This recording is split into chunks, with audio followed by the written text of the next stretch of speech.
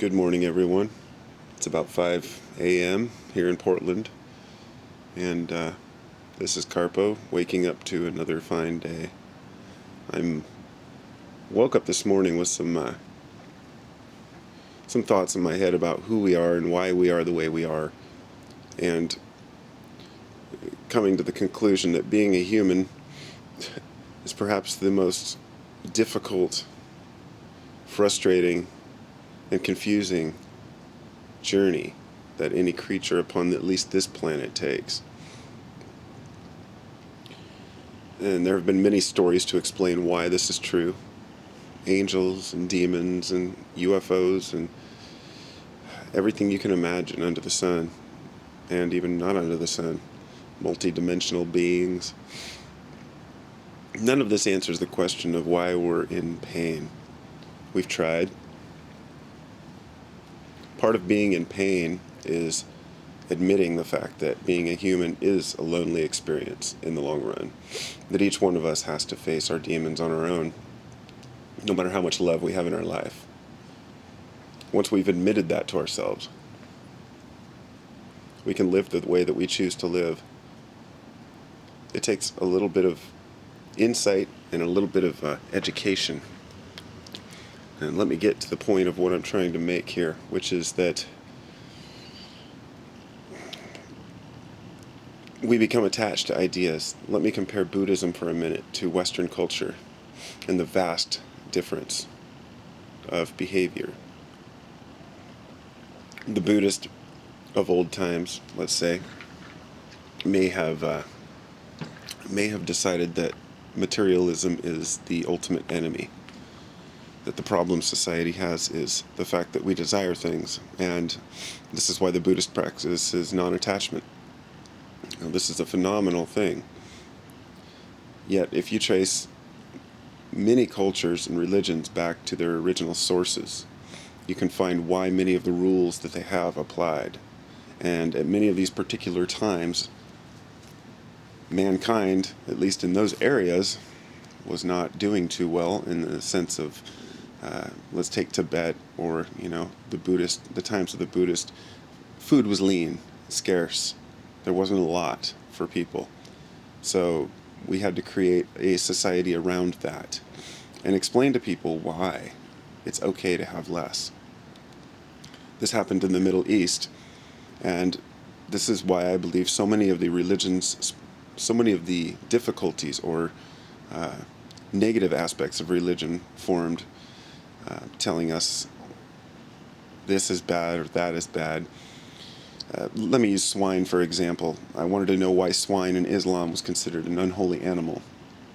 And the best research I could do told me that the pig eats the diet closest to humans and only provides meat and no milk. So the government at that time was discouraging people to raise pigs because food was already scarce enough, and they would have to feed their vegetables to that pig. So pig was considered something for rich, if you will. And why not just add it into the cultural context and say, well, this is bad for us? Now I'm bringing all this old religion in because I want to bring it to today, where we have this modern day explosion of resources, if you will. And I don't mean the natural, non-renewable resources, but I'm talking about the human resource, the mind, the things that we can create and invent, and how now we're trying to abandon that often by saying, well, we don't need this, and we don't need that. No, we don't need that. We don't need this, but we have it, and we use it. And while we're making the decision what to do in our lives as far as how much of society to use, whether to burn fossil fuels, whether to do drugs, whether to spend money on things we don't need, society impresses a guilt upon us for these things by saying, hey, look at what your ancestors had. They had very little. You should be grateful for what you have and only take what you need. But this is not human nature, people. This is not what humans do. It's no better than saying we need to abandon government. A government is, regardless of what it's become, regardless of what it may become or it has been, the idea of government is for the people to govern themselves and protect themselves. So while it may be imperfect, we still need it. Every culture through history has had government. So abandoning that will do no good. The reason why people want to abandon it is because they feel they're being oppressed in their particular choices. And when we look at it deeper, you see that it's not a government telling you what you can and can't do, but rather the rest of society making decisions and backing up their government, at least in many cases. Let me take drugs, for example. That's one of the most confusing aspects of it. People will tell you drugs are bad. And we are obligated to say why. What is a drug? As a person who smokes cannabis, I stand up for cannabis. I believe that it is a phenomenal medicine, but I don't deny the fact that I enjoy getting high off of it. Is that so wrong? I've wrestled with guilt over the years because of what society has told me about it. Living and life on life's terms and sobriety and this and that. And I finally come to the conclusion of why. Why should I listen to what other people are telling me about something that I already have enough intuition about and insight to understand myself? The fact that humans desire some sort of a satisfaction, something at the end of the day, something to keep us going. Somebody pointed something out the other day when we were talking about this. They said that, even from the time when you're a little kid, you spin around in circles to get dizzy. Altered states of consciousness are part of who we are. So we get this through drugs, but not just drugs. We get this through eating swine when we're not supposed to. We get this through breaking the rules. We get a certain satisfaction from going a little extreme sometimes. And in this modern world where we have built up the ability for us to have more leisure time, we've become to feel guilty about it, as if we should have more, we should be trying harder. And in a lot of cases this is true, but come on, people. How much do we really have to go on here? All of us are in the same confusion. And as I get older, I see how when I was young, I thought that there were people who had it all figured out, and perhaps in their minds they do. But realizing that each one of us has to develop a reason for the things that we believe and to justify them to ourselves. And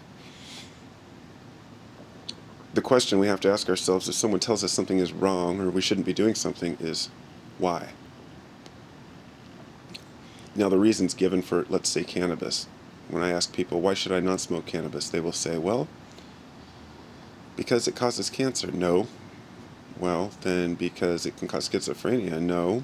Well, then because it can cause this or that. No. And these people will quote what they've been told. Now, this is where the problem comes in.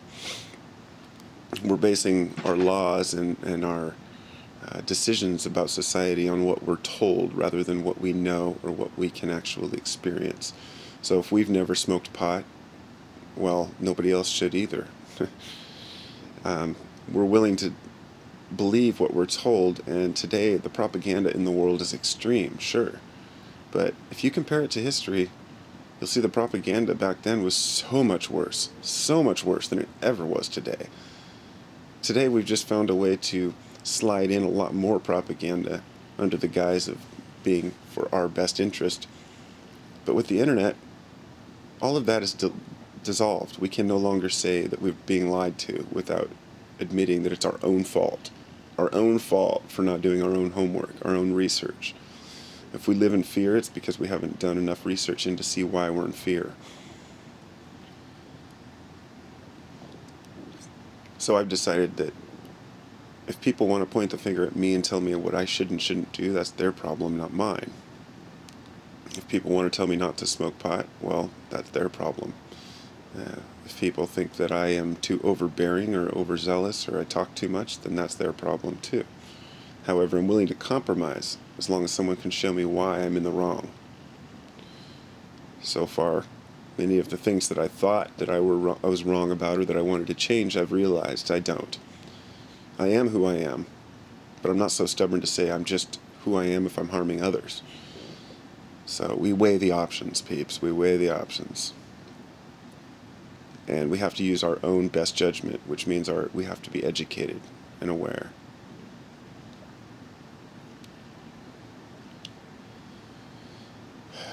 But abandoning materialism is a main component for a lot of people. And let me step back about 2 years to when I was about to give up everything I owned. I wanted everything cleared out of my life as far as material objects. I was going to sell off all my records. I wanted to sell off all my stereos, records, toys, anything you can imagine, and just get the bare essentials. Why? Because I believed that that would make me happier. So I spent a couple of years thinking about it and decided every time I get rid of something, I need it, or I want it, or I want to use it. And I have many hobbies, and why should I not cater to that desire to do many things? Because I feel like I have too much stuff? It's not stuff. It's part of my life. They're my trinkets, They're my rosaries. They're my things that I enjoy. And is that so wrong? No. No, I'm not rich by any means. I'm very poor, but I'm just talking about the basic things that we have in daily life that we think if we leave them behind that we're going to be happier. Like the grass is always greener on the other side. If you're not getting along with your spouse, well, just leave them and go find another one. It's just not the way it works. We have to compromise, but never compromise our integrities. And that, my friends, is being human. Peace and love, everybody.